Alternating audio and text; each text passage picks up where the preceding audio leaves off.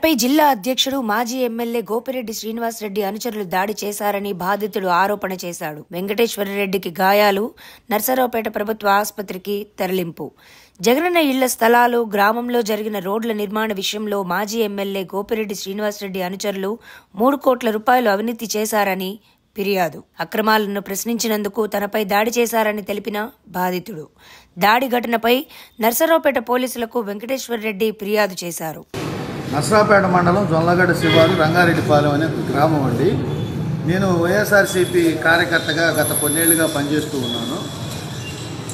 గత ప్రభుత్వంలో గోపిరెడ్డి శ్రీనివాసరెడ్డి గారు ఎమ్మెల్యేగా ఉండగా బీసీల భూమిని కబ్జా చేసి జగనన్న కాలనీతో ఇళ్ల పట్టాలు ఇస్తానని చెప్పేసి ఆ ఇళ్ల పట్టాలు ఇవ్వకుండా అందులో కన్వెన్షన్ హాల్ కట్టుకొని ప్రజల దగ్గర, మా గ్రామస్తుల దగ్గర, చుట్టుపక్కల అందరి దగ్గర సుమారు 3 కోట్ల రూపాయలు వసూలు చేసి ఆ కన్వెన్షన్ హాల్ని రెంట్కి ఇచ్చుకుంటున్నాడు.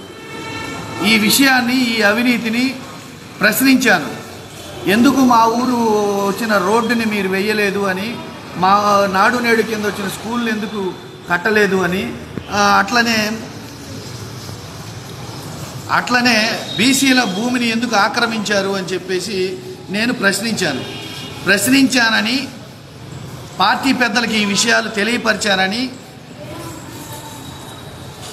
20 మంది కుర్రవాళ్ళని, నేను ఒక పెళ్లి ఫంక్షన్లో మా ఊరిలో అటెండ్ అవుతుంటే 20 మంది కుర్రవాళ్ళని మారణాయుధాలతో పంపించి నా మీద దాడి చేసి కొట్టి చావబాది, చావు నా కొడక అని చెప్పి కొట్టి చచ్చాడో లేదో అన్నట్టుగా చూసి నేను పడిపోతే పక్కకు లాగి పడేసి వెళ్ళిపోయారు.